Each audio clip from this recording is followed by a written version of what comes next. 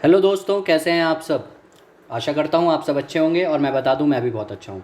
आज मैं आपके लिए जो चैप्टर लेके आया हूँ उसका नाम है प्रोहिबिशन ऑफ बेनामी प्रॉपर्टी ट्रांजैक्शन एक्ट 1988। बहुत ही सिंपल और साधारण सा चैप्टर है और ऐसे ही इसके केस लॉज हैं, लेकिन इंस्टीट्यूट ने क्या कर रखा है, बहुत ही ज़्यादा पुराने केस लॉज डाले हुए हैं। मतलब आप मानोगे जब ये एक्ट नहीं आया था उससे पुराने भी केस लॉज उठा के डाल रखे हैं। फिर भी मैंने अपना बेस्ट ट्राई किया है और आपके लिए मैं क्वेश्चंस और उसके कि वो केस लॉ किस पर्टिकुलर क्वेश्चन से को डेल्ट करता है और एक्ट में वो बात क्या बोली गई है और उसका कंक्लूजन जो कोर्ट ने दिया था वो किस तरीके से लिंक होगा और पेपर में आप किस तरीके से प्रेजेंट कर सकते हैं, कौन सा पार्ट प्रेजेंट कर सकते हैं, मैं वो बताने के लिए आपके पास आया हूँ। ठीक है, तो स्टार्ट करते हैं सबसे पहले केस लॉ से, जिसका नाम था मंगताई अमल, जो अब मर चुकी हैं, डाइड हैं, थ्रू वर्सेस राजेश्वरी। ठीक है, मैं बता दूं इनका रिश्ता सास बहू का था। अगर आपको जानना हो तो इसके आप जा सकते हैं, पूरे के पूरे जो इंस्टीट्यूट ने वो नीचे लिख दिया हुआ है, वहाँ जाके आप पढ़ सकते हैं पूरा। लेकिन फिलहाल मैं ये बता दूं इस केस लॉ ने जो क्वेश्चंस के जवाब दिए थे वो मैं आपको बता सकता हूँ। इसमें क्वेश्चन जो सबसे पहला अराइज हुआ था वो ये हुआ था कि क्या ये बेनामी जो ये केस किया गया था, इसमें कोर्ट ने ये बोला था कि क्या ये बेनामी ट्रांजैक्शन है। मतलब ऐसा पूछा गया था कोर्ट से कि क्या ये बेनामी ट्रांजैक्शन है और कैसे पता चलता है कि अगर कोई चीज़ बेनामी है या नहीं है। ठीक है, और दूसरा क्वेश्चन जो अराइज हुआ था वो ये हुआ था कि क्या बेनामी प्रॉपर्टी ट्रांजैक्शन एक्ट, जो ये एक्ट है हमारा, वो रेट्रोस्पेक्टिवली लगाया जा सकता है। जैसा मैंने आपको अभी बताया कि ये एक्ट बहुत टाइम बाद आया था, 1988 में आया था, उसके बाद 2016 में अमेंडमेंट आई इसके अंदर। ठीक है, तो उससे पहले भी तो बेनामी ट्रांजेक्शन होती थी। तो इसके अंदर दो क्वेश्चन अराइज हुए कि कैसे पता चलता है कि कोई चीज़ बेनामी है, और दूसरा कि रेट्रोस्पेक्टिवली ये एक्ट लगाया जाता है या नहीं लगाया जा सकता। तो इसके अंदर बहुत ही इंपॉर्टेंट जवाब दिया गया। कहता है ये वाला जो हमारा पैराग्राफ है ना, to hold that a particular transaction is benami in nature though six transactions circumstances can be taken as a guide. मतलब आपके पेपर में जब भी ये पूछा जाए तो आप इसका आंसर जरूर लिखिएगा। मतलब आंसर में ये जरूर इंटरप्रेट किया जाएगा कि सिक्स सर्कमस्टांसेस होते हैं तो ही बेनामी आती है। तो मैं तो ये कह रहा हूँ जब भी बेनामी प्रॉपर्टी का क्वेश्चन आए तो ये वाली बात कहीं ना कहीं घुसा देना, जिससे कि लगे हाँ आप पढ़ के आए हैं, आपने केस लॉज भी देखे हैं। तो सिक्स करेक्टर्स स्टिक्स या सर्कमस्टांसेस होने चाहिए किसी भी चीज़ को बेनामी कहने के लिए। कहता है the source from which the purchase money came, मतलब कहाँ से वो जो आपने प्रॉपर्टी खरीदी है उसका पैसा कहाँ से आया। दूसरा, the nature and the possession of the property after the purchase, वो पोजेशन ऑफ द प्रॉपर्टी किसके पास है। ठीक है, फॉर एग्जाम्पल रामू काका के पास तो प्रॉपर्टी नहीं है, जो नौकर हैं आपके उनके पास तो नहीं है। तीसरा, motive if any for giving the transaction a benami colour, आपका मोटिव क्या है उस प्रॉपर्टी को बेनामी कलर देने का। चौथा, position of the parties and the relationship if any between the claimant and the alleged benamidar, उन दोनों के बीच का रिलेशन क्या है, मतलब बेनिफिशियल ओनर का और बेनामीदार के बीच में। Custody of the title deeds after the sale, title deeds किसने अपने पास रखे हुए हैं। And the sixth one is conduct of the parties concerned in dealing with the property after the sale, किस तरीके से वो प्रॉपर्टी के में आपस में डील कर रहे हैं, आपस में पार्टीज किस तरीके से डील कर रही हैं प्रॉपर्टीज को लेकर। तो इन सारी चीज़ों को देखते हुए, सिक्स सर्कमस्टांसेस को देखते हुए, तो कोर्ट ने ये फैसला दिया था कि जो ऊपर वाला केस लॉ है मंगताई अनमल थ्रू वर्सेस राजेश्वरी का, ये बेनामी ट्रांजैक्शन पाई गई थी क्योंकि उसके अंदर ये छह के छह सर्कमस्टांसेस मिले थे और कोर्ट ने भी यही फैसला दिया था कि ये बेनामी ट्रांजैक्शन है। उसके अलावा कोर्ट ने एक और फैसला दिया था कि जो बेनामी ट्रांजैक्शन प्रोहिबिशन एक्ट है वो रेट्रोस्पेक्टिवली अप्लाई नहीं किया जा सकता। ठीक है, मतलब कोर्ट ने एक तरीके से ये तो बोला था कि ये बेनामी ट्रांजैक्शन है, लेकिन ये जो हमारा केस था ये इतना पहले का था कि उस टाइम बेनामी प्रोहिबिशन ट्रांजैक्शन एक्ट था ही नहीं, तो कोर्ट ने बोला कि ये रेट्रोस्पेक्टिवली नहीं लगाया जा सकता और उस टाइम पे जो छोटी मोटी पेनल्टीज होती थी वो लगा के छोड़ दी गई। अब तो जैसे हम कॉन्फिस्केट कर सकते हैं, सीज कर सकते हैं डॉक्यूमेंट्स वगैरह, उसके अलावा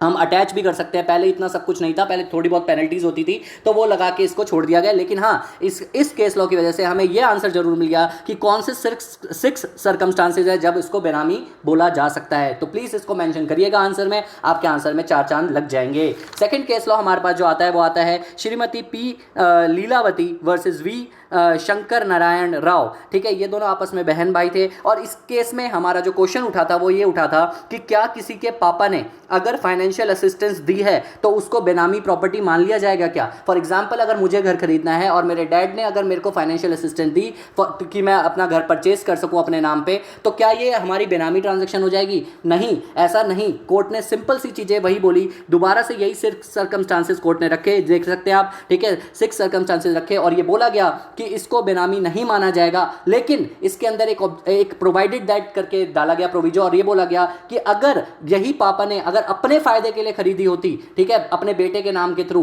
तो इसे बेनामी ट्रांजैक्शन कहा जा सकता था। लेकिन यहां पर सिर्फ और सिर्फ फाइनेंशियल असिस्टेंस प्रोवाइड करी गई है एक फादर के द्वारा, तो उसे बेनामी ट्रांजैक्शन नहीं कहा जाएगा। आपको अगर ध्यान हो तो मैंने एक वीडियो भी डाली है बेनामी प्रोहिबिशन और बेनामी प्रॉपर्टी ट्रांजैक्शन एक्ट के ऊपर, जिसके आप पूरे चैप्टर की 1 घंटे की वीडियो है, फटाफट से सब कुछ समझाया। उसमें मैंने बताया भी था बेनामी ट्रांजैक्शन की डेफिनेशन में कि अगर आपका फादर ऐसा रिलेशनशिप होता है पेरेंट्स वाला, तो उसको बेनामी नहीं माना जाएगा। लेकिन उसमें यह भी था कि डायरेक्टली फायदा पापा का नहीं होना चाहिए, ठीक है, पापा का फायदा नहीं होना चाहिए। एक तरीके से अगर फाइनेंशियल असिस्टेंस वगैरह प्रोवाइड करी गई है तो ऐसा बोल सकते हैं कि बेनामी ट्रांजैक्शन नहीं है, और बाकी सिर्फ सर्कमस्टांसेस तो आप लिख ही सकते हैं। तो आप ये case law important, most important mark कर लीजिए। पेपर में आप इसका नाम लिख सकते हैं, Shrimati P Leelavati versus V Shankar Narayan Rao. इसको आप रेफर कर दीजिएगा कि सिर्फ सर्कमस्टांसेस रेफर कर दीजिएगा, प्लस आप ये बोल दीजिएगा कि अगर सिर्फ फाइनेंशियल असिस्टेंस प्रोवाइड करी गई है, अपने फायदे के लिए नहीं करी है पापा ने, तो उसको बेनामी नहीं माना जाएगा, ठीक है। इसके बाद तीसरा केस लॉ हमसे कहता है जी महालिन गप्पा वर्सेस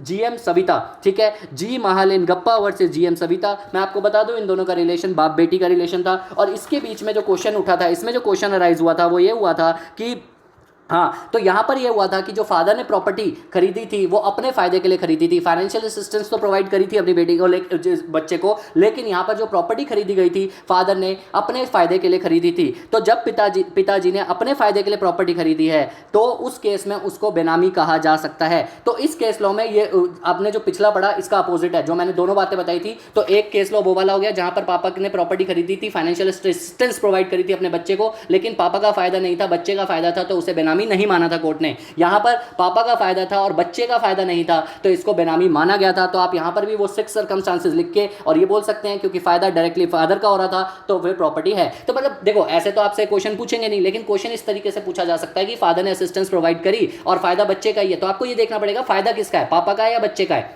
ठीक है, अल्टीमेटली। तो उसके बेसिस पे आप केस लॉ के आंसर दे सकते हैं। इसके बाद फोर्थ पॉइंट हमारा आता है मीनाक्षी मिल्स, मतलब fourth case law Meenakshi mills Madurai versus CIT. इस केस में क्या हुआ था मैं आपको बता दूं, बहुत ही सिंपल सी चीज बोली गई थी। यहां पर ना एक क्वेश्चन अराइज हुआ था कि क्या जहां पर कोई ट्रांजैक्शन ही नहीं हुई, मतलब याद है आपको एक कॉन्सेप्ट होता है जैसे कि हमारी शेल कंपनीज होती हैं, जहां कंपनीज होती ही नहीं है, मतलब शेल कंपनीज नाम की कंपनी होती है, ठीक है सिर्फ, तो क्या ऐसे कोई नाम की ट्रांजैक्शन है तो उसे बेनामी ट्रांजैक्शन कहा जा सकता है? तो कोर्ट ने सिर्फ यही फैसला दिया था, इसके अंदर इतना सब कुछ पढ़ने की जरूरत नहीं है, मैं आपको बता दूं। कहता है अगर किसी चीज को हमें बेनामी ट्रांजैक्शन कहना है तो सबसे पहली बात उसमें ट्रांजैक्शन तो होनी चाहिए। अगर कहीं पर ट्रांजैक्शन रियलिटी में हुई ही नहीं है, वो शेल है, तो उसको कैसे कह सकते हैं? यहां पर शेल वर्ड ना लेके आप देखेंगे शाम कॉन्ट्रैक्ट्स वर्ड यूज कर रखा है, तो जहां पर ट्रांजैक्शन ही नहीं होती उसे बेनामी कैसे कह सकते हो? जब ट्रांजैक्शन ही नहीं तो बेनामी ट्रांजैक्शन होने की कोई बात ही नहीं है। हाँ, अदर प्रोविजंस में उसके ऊपर पेनल्टीज वगैरह लग सकती हैं अगर कोई गलत काम किया है तो आपने, ठीक है, लेकिन बेनामी एक्ट में सिंपल सी बात बोली गई कि अगर कोई ट्रांजैक्शन ही नहीं है तो बेनामी ट्रांजैक्शन कहने का कोई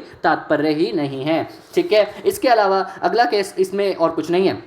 फिफ्थ पॉइंट, जो फिफ्थ केस लॉ था वो कहता है श्री अमर एन गुगनानी वर्सेस नरेश कुमार गुगनानी। इन दोनों के बीच में जब दोनों भाई थे और इसके अंदर जो हुआ, इसके अंदर कुछ बातें निकली जिसके अंदर बोला जाएगा, इसके अंदर ये पूछा जाए, क्वेश्चन अराइज जो हुआ था मैं आपको बता देता हूँ। इसके अंदर ये क्वेश्चन अराइज हुआ था, क्या किसी आदमी को अगर हम किसी भी इंसान को अगर हम ट्रस्ट के बेसिस पे विश्वास के बेसिस पे प्रॉपर्टी देते हैं और प्रॉपर्टी उसके नाम पे कर देते हैं और पैसे हमने दिए, तो क्या इसको फिड्यूशियरी रिलेशनशिप मान लिया जाएगा? और ऐसा क्वेश्चन इसलिए अराइज हुआ था क्योंकि बेनामी ट्रांजैक्शन की जब आप डेफिनेशन पढ़ेंगे सेक्शन नंबर 2 में, तो वहां ये बोला गया है कि अगर फिड्यूशियरी रिलेशनशिप है तो हमारा बेनामी नहीं माना जाएगा, बेनामी ट्रांजैक्शन। तो यहां कोर्ट ने ऐसा फैसला दिया तो कि आप इंडियन ट्रस्ट एक्ट के हिसाब से नहीं जा सकते, क्योंकि ऐसा होगा तो सब बोल देंगे मैंने विश्वास पे दिया है, तो कभी तो बेनामी ट्रांजैक्शन कभी निकलेगा ही नहीं। तो इस केस में यहां पर अगर लास्ट पैराग्राफ आप पढ़ेंगे तो यही बोला गया कि fiduciary relationship and relationship of trust can not be interpreted, मतलब एक दूसरे के साथ इंटरप्रेट नहीं किए जा सकते, उन दोनों को एक समान नहीं माना जा सकता, क्योंकि अगर ऐसा हो जाएगा then it would amount to holding that there is no benami Act at all, मतलब कभी कुछ बेनामी रहेगा ही नहीं।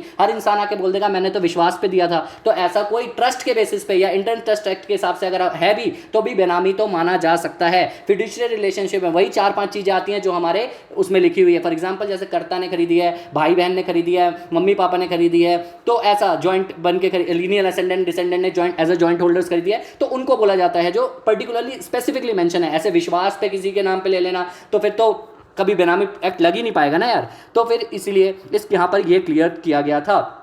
ठीक है। ऐसा एक क्वेश्चन इसीलिए अराइज हुआ था फिफ्थ केस लॉ में, अगर मैं बता दूं, क्योंकि पहले वाला जो वो था ना बेनामी, वो बहुत लूप होल्स था, उसके अंदर था ये वाली बात कि अगर ट्रस्ट वगैरह पे है, ट्रस्ट एक्ट के हिसाब से, तो फिर हम मान सकते हैं। तो उसको ही तो दूर करने के लिए नया एक्ट आया, कुछ प्रॉब्लम्स थी तभी तो नया एक्ट आया। तो प्लीज़, तो इसी के अंदर कोर्ट ने सिर्फ यही फैसला दिया, बस इतना ध्यान रख लीजिएगा कि फैसला यही दिया गया था कि अगर फिड्यूशियरी रिलेशनशिप है तभी बेनामी नहीं माना जाएगा, वरना बेनामी माना जाएगा। ठीक है। सिक्स्थ केस लॉ हमसे कहता है पवन कुमार गुप्ता वर्सेस रोचीराम नागडोई। इसके अंदर जो केस लॉ था, इसके अंदर मैं आपको बता दूं, यहाँ पर सिंपल सी चीज़ ये बोली गई थी कि अगर अगर इसके अंदर सिंपल सी चीज़ यही थी, फाइनेंशियल असिस्टेंस प्रोवाइड करी गई है पापा के द्वारा, तो क्या उसे भी आप मांगेंगे? सेम केस लॉ था, सेम जैसा हमने पीछे दो पढ़े, वैसे इसके अंदर बोला गया था कि अगर पापा ने अपने फायदे के लिए दिया है तो क्या उसे बेनामी माना जाएगा? हाँ, माना जाएगा। अगर पापा ने अपने फायदे के लिए नहीं दिया है, तो सिर्फ फाइनेंशियल असिस्टेंस प्रोवाइड करी गई है, तो उसको नहीं माना जाएगा। यहाँ पर उसको बेनामी ट्रांजेक्शन नहीं माना जाएगा। तो उसको यहाँ पर जो है ना, एक वर्ड था प्रोवाइडेड, उसको लेकर जो है बहुत सारा डिफाइन किया गया। मेरे को नहीं लगता हमारे एग्जाम्स के पॉइंट ऑफ व्यू से इंपॉर्टेंट है, और ना ही मैं इस पर टाइम वेस्ट कर रहा हूँ। आप भी अगर आपको लगे पढ़ने जैसा है तो प्लीज़ पढ़ लीजिएगा, लेकिन एग्जाम में ये रिलेटेड नहीं है। ठीक है। और मैं स्पेसिफिक होकर वीडियो बना रहा हूँ, तो इसको डिटेल में अभी घुस के मैं एक एक चीज़ समझा भी नहीं रहा, क्योंकि टाइम भी कम देना है मुझे। तो सिंपल सी चीज़ इसके अंदर ये बोला गया है, पापा ने अगर पैसे दिए थे और फायदा बेटा का था, तो कंक्लूजन यही निकला था इस केस में भी कि प्रॉपर्टी बेनामी नहीं मानी जाएगी। आप 6 सर्कमस्टांसेस लिख दीजिएगा। मैं सिर्फ इतना बता रहा हूँ कि इस पूरे के उस पूरे चैप्टर में, या पूरे के पूरे प्रोहिबिशन ऑफ बेनामी प्रॉपर्टी ट्रांजैक्शन एक्ट 1988 में सबसे इंपॉर्टेंट पार्ट वही 6 सर्कमस्टांसेस, 6 कैरेक्टरिस्टिक्स हैं, उसे मेंशन कर दीजिएगा। अगर कोई क्वेश्चन आता है तो आपके आंसर को बहुत ही 4 चांद लग सकते हैं। 7th जो हमारा आया था भीम सिंह एंड कान सिंह, बताओ 1970 का केस लॉ है। अब बताओ आपके लिए इंपॉर्टेंट होगा या आपके एग्जाम्स के लिए वो रखेगा। ये जब राजा महाराजा थे तब का केस लॉ है, और ये भाई भतीजावाद के टाइम का केस लॉ है। इसके अंदर मैं आपको बता दूं ये इंपॉर्टेंट क्यों है, सिर्फ इतना पढ़ लीजिएगा। यहाँ पर ना इस सबसे इंपॉर्टेंट चीज़ ये थी कि दो टाइप की बेनामी ट्रांजेक्शन होती है, सिर्फ इतना एक्सप्लेन किया गया था। और इसके लिए मैं आपको बता दूं, सिर्फ और सिर्फ ये वाला जो पैराग्राफ है ना, 3rd पैराग्राफ, इतना पढ़ लीजिएगा। The difference between 2 kinds of benami transaction is lies in the fact that whereas in the first case that there is an operative transfer from the transferor to the transferee, though the transferee holds the property for the benefit of the person who has contributed the purchase money. In the second case there is no operative transfer at all and the title rests with the transferor notwithstanding the execution of the conveyance. तो 2 type के बेनामी transactions हो सकते हैं, ऐसा इसमें जवाब दिया गया था। और ये वाला, अगर सिर्फ ये वाला ही पॉइंट आप पढ़ लेंगे तो मोर देन इनफ है, बाकी नहीं याद रखेंगे तो भी चलेगा, इतना इंपॉर्टेंट मुझे नहीं लगता। लेकिन हाँ, आप इसे 1 स्टार दे सकते हैं, क्योंकि इसमें बताया गया है कि 2 टाइप के होते हैं, और पेपर में एज इट इज याद रखने की भी जरूरत नहीं है, पेपर में एज इट इज उतार देना अगर कहीं पर लिंक फिट होता है तो। बाकी मुझे नहीं लगता इस पर आना है। 6 सर्कमस्टांसेस मैं बार बार बोल रहा हूँ, वो जरूर याद रखना, वो मेंशन हो सके तो आप कर सकते हो। ठीक है। इसके बाद 8th केस लॉ आता है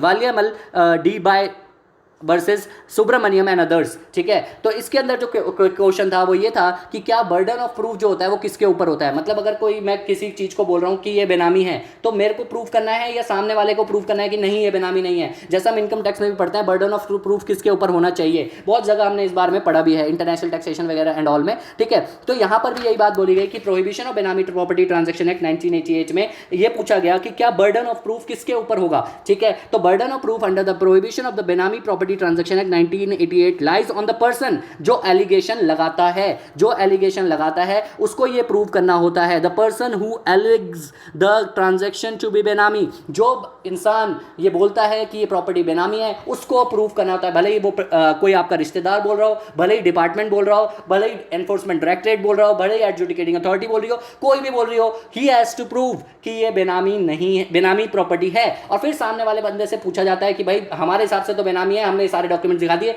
अब सामने वाले बंदे को जवाब देना होता है कि उनका क्या कहना है। तो वो पूरे प्रोसीजर हैं जो मैंने आपको एक्सप्लेन किया 1 घंटे की वीडियो में, जो हमारा पूरा चैप्टर मैंने कवर किया था। यहाँ पर भी देख लीजिए आप, यहाँ पर भी 6 सर्कमस्टांसेस को ही देखा गया। तो मैंने पहले ही बोला था यही सबसे इंपॉर्टेंट है, इसको मेंशन जरूर करिएगा। ठीक है। तो इस केस